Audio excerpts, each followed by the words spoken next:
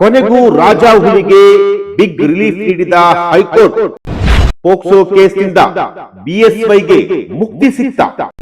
High court ಮಹತ್ವದ ಆದೇಶದಲ್ಲಿ ಏನೆಲ್ಲ ಇದೆ? ನಮಸ್ಕಾರ ವೀಕ್ಷಕರೇ, ಸುಪ್ರೀಂ ಟಿವಿ ನ್ಯೂಸ್ಗೆ ಸ್ವಾಗತ. ನಾನು ಅಶ್ವಥ್. ಕರ್ನಾಟಕದಲ್ಲಿ ಸಿದ್ದರಾಮಯ್ಯ, ದೇವೇಗೌಡರು ಅವರನ್ನ ಬಿಟ್ಟರೆ ಮತ್ತೊಬ್ಬ ಹಿರಿಯ ರಾಜಕಾರಣಿ, ಧೀಮಂತ ರಾಜಕಾರಣಿ, ಒಬ್ಬ ಮಾಸ್ ಲೀಡರ್ ಯಾರಾದರೂ ಇದ್ದಾರೆ ಅಂತಂತಂದ್ರೆ ಅದು BS ಯಡಿಯೂರಪ್ಪ.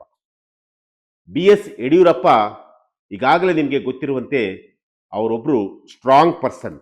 ಅದು ಯಾವ ರೀತಿ ಅಂತಂತಂದ್ರೆ, ರಾಜಕೀಯವನ್ನ ಹರಿದು ಕುಡಿದಿರುವಂತಹ ವ್ಯಕ್ತಿಗಳಲ್ಲಿ ಇವರು ಕೂಡ ಒಬ್ಬರು.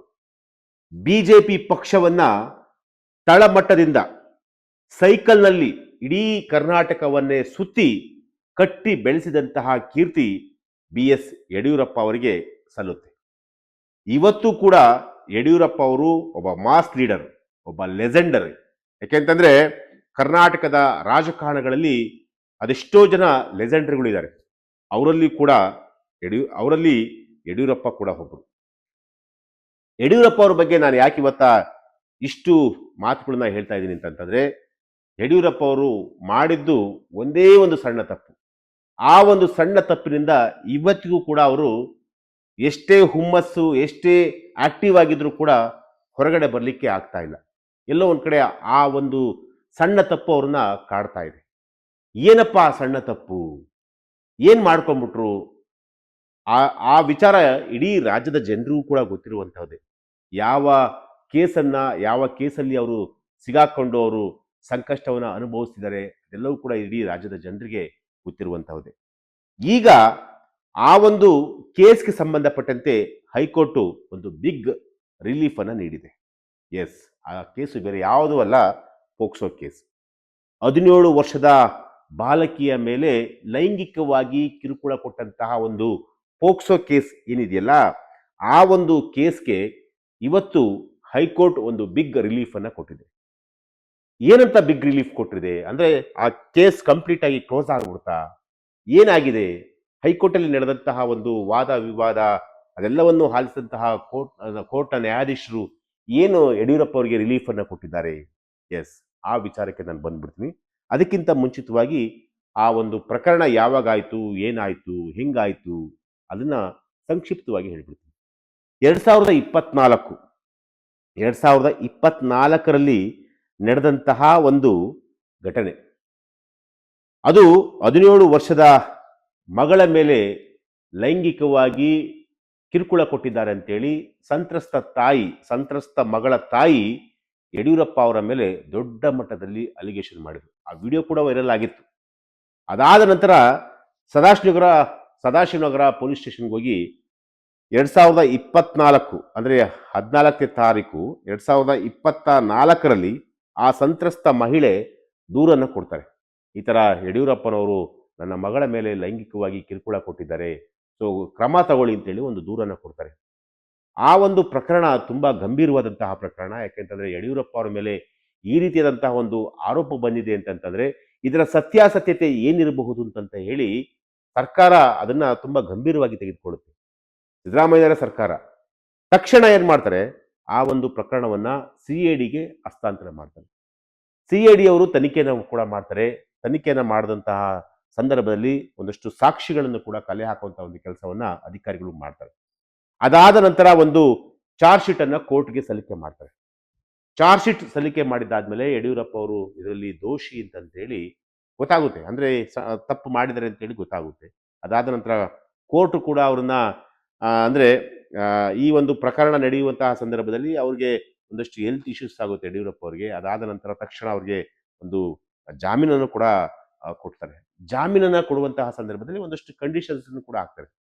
ಏನಪ್ಪ ಕಂಡೀಷನ್ಸ್ ಅಂದ್ರೆ, ರೆಗ್ಯುಲರ್ ಆಗಿ ಯಾವುದೇ ಒಬ್ಬ ವ್ಯಕ್ತಿ ಜಾಮೀನನ್ನ ತೆಗೆದುಕೊಂಡಂತಹ ಸಂದರ್ಭದಲ್ಲಿ ದೇಶ ಬಿಟ್ಟು ಹೋಗಬೇಡಿ, ಕಾನೂನಿನ ಚೌಕಟ್ಟಿನಲ್ಲೇ ಇರಬೇಕು, ಆಮೇಲೆ ಬೆಂಗಳೂರಲ್ಲೇ ಇರಬೇಕು, ನೀವೆಲ್ಲಿ ಕೇಸ್ ಇನ್ಸಿಡೆಂಟ್ ಆಗಿರುತ್ತೋ ಅಲ್ಲೇ ಇರಬೇಕು, ಅದನ್ನ ಬಿಟ್ಟು ಎಲ್ಲೂ ಬೇರೆ ಕಡೆ ಹೋಗಂಗಿರ್ಲಿಲ್ಲ. ಈ ರೀತಿಯಾಗಿ ಒಂದಷ್ಟು ಕಂಡೀಷನ್ಸ್ನ ಹಾಕಿರ್ತಾರೆ.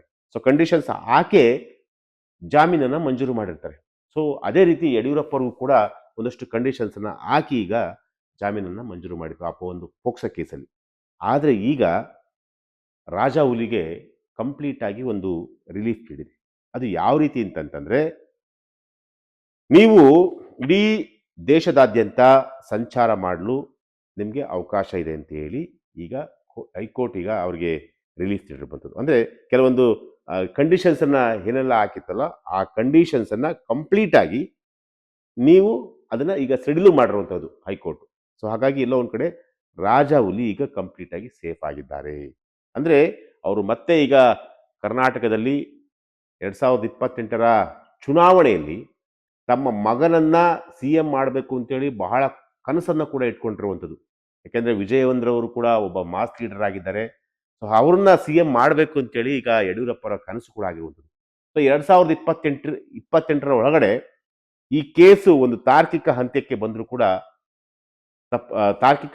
ಬಂದರೂ ಕೂಡ ಅಚ್ಚರಿ ಇಲ್ಲ. ಯಾಕೆಂತಂದ್ರೆ ಈಗ ಏನು ಅವರಿಗೆ ಬೇಲ್ ಕೊಟ್ಟಿತ್ತೋ ಆ ಬೇಲ್ನ ಒಂದಷ್ಟು ಕಂಡೀಷನ್ಸ್ ಬೇಲ್ ಕೊಟ್ಟಿತ್ತು. ಆದರೆ ಈಗ ಅದನ್ನೆಲ್ಲವನ್ನು ಕೂಡ ಹೈಕೋರ್ಟ್ ಒಂದೊಂದಾಗಿ ಯಡಿಯೂರಪ್ಪ ಅವರಿಗೆ ಅನುಕೂಲ ಆಗುವಂತೆ ಒಂದು ಆದೇಶವನ್ನು ಕೊಡ್ತಾ ಇರುವಂಥದ್ದು. ಅಂದರೆ ಅನುಕೂಲ ಆಗುವಂತೆ ಅಂತಂದರೆ ಮೀನ್ಸ್ ಅಂದರೆ ಈಗ ಅವರು ದೇಶ ಬಿಟ್ಟು ಹೋಗಂಗಿಲ್ಲ, ನೀವು ಹೀಗೆ ಇರಬೇಕು ಹಾಗೆ ಇರಬೇಕು ಅಂತಂತೇಳಿ ಒಂದಷ್ಟು ಕಂಡೀಷನ್ಸ್ನ ಹಾಕಿದ್ರು. ಆ ಕಂಡೀಷನ್ಸ್ನ ಸ್ವಲ್ಪ ಸಡಿಲಿಕೆ ಮಾಡಿ ರಿಲೀಫ್ ಕೊಟ್ಟಿರುವಂಥದ್ದು. ಸೊ ಹಾಗಾಗಿ ಕೇಸ್ ಕಂಪ್ಲೀಟಾಗಿ ಮುಗದೆ ಹೋಗ್ಬಿಡ್ತು, ಯಡಿಯೂರಪ್ಪ ಅವರು ಈ ಕೇಸಿಂದ ಬಚಾವ್ ಆಗ್ಬಿಟ್ರು ಅಂತಲ್ಲ. ಇನ್ನೂ ಈ ಕೇಸ್ ನಡೀತಾ ಇದೆ. ಸೊ ಕೇಸ್ ನಡೀತಿರ್ಬೇಕಾದ್ರೆ ಅವರ ವಕೀಲರು, ಯಡಿಯೂರಪ್ಪ ಅವರ ವಕೀಲರು, ಸ್ವಾಮಿ ಈ ಥರ ನಮ್ಮ ಏನು ಕಕ್ಷಿದಾರರು ಎಲ್ಲೂ ಕೂಡ ಹೋಗ್ತಾ ಇಲ್ಲ, ಕರ್ನಾಟಕ ಬಿಟ್ಟು ಎಲ್ಲೂ ಹೋಗೋಕ್ಕಾಗ್ತಿಲ್ಲ ಅವ್ರ ಕೈಲಿ, ದಯಮಾಡಿ ಒಂದು ಅವ್ರಿಗೊಂದು ರಿಲೀಫ್ ಕೊಡಿ ಅಂತೇಳಿ ರಿಕ್ವೆಸ್ಟ್ ಮಾಡ್ಕೊಂಡಿದ್ದಾರೆ. ಸೊ ಹಾಗಾಗಿ ಅವಾಗ ಏನು ಮಾಡ್ತಾರೆ, ನ್ಯಾಯಾಧೀಶರು ಮಾಡ್ತಾರೆ. ಸೊ ಓಕೆ ಆಯಿತು ಅಂತಂತೇಳಿ ಅವ್ರಿಗೆ ಈಗ ಒಂದು ರಿಲೀಫನ್ನು ಕೊಟ್ಟಿರುವಂಥದ್ದು. ಅಂದರೆ ಪೋಕ್ಸೋ ಕೇಸ್ನಲ್ಲಿ BSY ಅವರಿಗೆ ಈಗ ಇಡೀ ದೇಶದಲ್ಲಿ ಎಲ್ಲಿ ಬೇಕಾದ್ರೂ ಹೋಗ್ಬೋದು, ಅದಕ್ಕೆ ಈಗ ಅನುಮತಿಯನ್ನು ಕೊಟ್ಟಿರುವಂಥದ್ದು.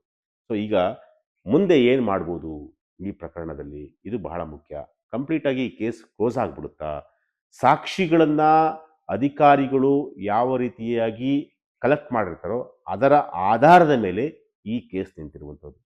ಸಾಕ್ಷಿಗಳು ಒಂದು ವೇಳೆ ಏನಾದರೂ BSY ವಿರುದ್ಧವಾಗಿ ಏನಾದರೂ ಸಾಕ್ಷಿಗಳು ಇತ್ತು ಅಂತಂತಂದರೆ, ಅಂದರೆ BSY ಅವ್ರನ್ನ ಇಕ್ಕಟ್ಟಿಗೆ ಸಿಲುಕಿಸುವಂತಹ ಒಂದಷ್ಟು ಸಾಕ್ಷಿಗಳನ್ನು ಏನಾದ್ರು CID ಅಧಿಕಾರಿಗಳು ಕಲೆ ಹಾಕಿದರೆ ಖಂಡಿತವಾಗ್ಲೂ ಈ ಕೇಸಲ್ಲಿ, ಪೋಕ್ಸೋ ಕೇಸಲ್ಲಿ ಅವರಿಗೆ ಶಿಕ್ಷೆ ಆಗೋದಂತೂ ಪಕ್ಕ. ಆದರೆ ಸಾಕ್ಷಿಗಳನ್ನು ಅವ್ರು ಯಾವ ರೀತಿಯಾಗಿ ಕಲೆಕ್ಟ್ ಮಾಡಿದ್ದಾರೆ ಅನ್ನೋದು ಕೂಡ ಬಹಳ ಮುಖ್ಯವಾಗಿರುತ್ತೆ. ಸೊ ಸದ್ಯಕ್ಕಂತೂ ರಾಜಾ ಹುಲಿಗೆ ಹೈಕೋರ್ಟ್ ಈಗ ರಿಲೀಫ್ ನೀಡಿರುವಂಥದ್ದು. ಸೊ ಮುಂಬರುವಂತಹ ದಿನಗಳಲ್ಲಿ ಈ ಪ್ರಕರಣ ಯಾವ ರೀತಿಯಾಗಿ ಸ್ವರೂಪವನ್ನು ಪಡೆಯುತ್ತೆ ಕಾದು ನೋಡಬೇಕಾಗಿದೆ. ಎಸ್, ಇದು ಇವತ್ತಿನ ಒಂದು ವಿಚಾರ. ನಾಳೆ ಮತ್ತೊಂದು ವಿಚಾರದೊಂದಿಗೆ ನಾನು ನಿಮ್ಮನ್ನ ಭೇಟಿ ಆಗ್ತೀನಿ. ನಿರಂತರ ಸುದ್ದಿಗಾಗಿ ನೋಡ್ತಾ ಇರಿ Supreme TV news. Thank you.